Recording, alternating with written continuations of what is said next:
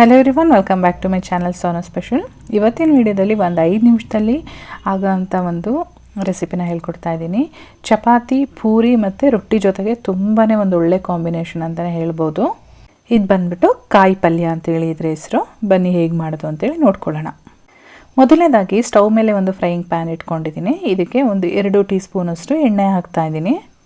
ನಮ್ಮನೇಲಿ ನಮ್ಮಮ್ಮ ದಿಢೀರ್ ಅಂತ ಏನಾದರೂ ಕಾಂಬಿನೇಷನ್ ಮಾಡಬೇಕು ಅಂದರೆ ಇದೇ ರೆಸಿಪಿ ಯಾವಾಗಲೂ ಮಾಡ್ತಾರೆ. ಚಿಕ್ಕ ವಯಸ್ಸಿಂದ ತಿಂದಿದ್ದೀನಿ ನಾನು ಇದನ್ನು. ತುಂಬಾ ನನ್ನ ಫೇವ್ರೇಟ್ ಅಂತಲೇ ಹೇಳ್ಬೋದು.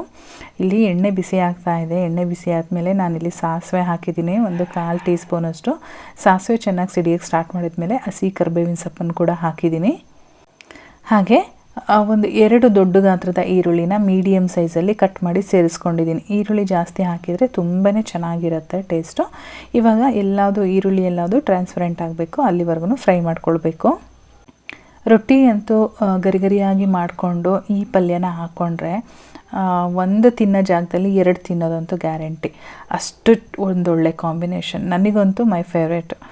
ಇಲ್ಲಿ ನೋಡ್ತಾ ಇದ್ದೀರಾ ಅಲ್ವಾ, ನಾನಿವಾಗ ಖಾರಕ್ಕೆ ಎಷ್ಟು ಬೇಕೋ ಅಷ್ಟು ಹಸಿಮೆಣ್ಸಿನ್ಕಾಯಿನ ಚಿಕ್ಕದಾಗಿ ಕಟ್ ಮಾಡಿ ಸೇರಿಸ್ಕೊಂಡಿದ್ದೀನಿ.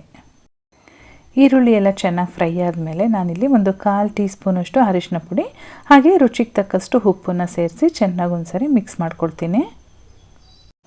ಎಲ್ಲದೂ ಕೂಡ ಚೆನ್ನಾಗಿ ಮಿಕ್ಸ್ ಆದಮೇಲೆ ನಾನಿಲ್ಲಿ ಒಂದು ದೊಡ್ಡ ಬೌಲಲ್ಲಿ ತೆಂಗಿನಕಾಯಿ ತುರಿನ ತುರಿದಿಟ್ಕೊಂಡಿದ್ದೆ.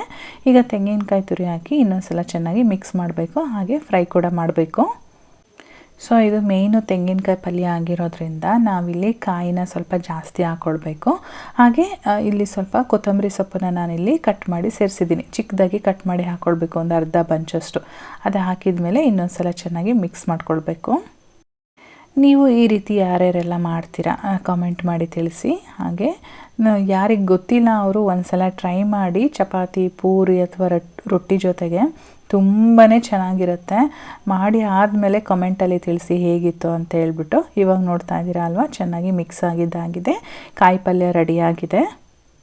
ನೀವಿಲ್ಲಿ ನೋಡ್ತಾ ಇದ್ದೀರಲ್ವ, ಇದೇ ರೀತಿ ಉದುರಾಗಿ ಬರಬೇಕು. ಹಾಗಿದ್ರೇ ಟೇಸ್ಟ್ ತುಂಬ ಚೆನ್ನಾಗಿ ಬರುತ್ತೆ. ನಾನಿವತ್ತು ರೊಟ್ಟಿ ಜೊತೆ ಮಾಡ್ಕೊಂಡಿದ್ದೀನಿ. ಸೊ ಇವತ್ತಿನ ವಿಡಿಯೋ ಇಷ್ಟ ಆಗಿದ್ರೆ ವಿಡಿಯೋಗೊಂದು ಲೈಕ್ ಮಾಡಿ, ನಿಮ್ಮ ಫ್ರೆಂಡ್ಸ್ ಜೊತೆ ಶೇರ್ ಮಾಡ್ಕೊಳ್ಳಿ. ಚಾನಲ್ಗೆ ಸಬ್ಸ್ಕ್ರೈಬ್ ಮಾಡ್ಕೊಂಡಿಲ್ಲ ಅಂದರೆ ಸಬ್ಸ್ಕ್ರೈಬ್ ಮಾಡಿ. ಫೇಸ್ಬುಕ್ಕಲ್ಲಿ ನೋಡ್ತಾ ಇರೋರು ಫಾಲೋ ಮಾಡೋದಂತೂ ಮರಿಬೇಡಿ. Thank you.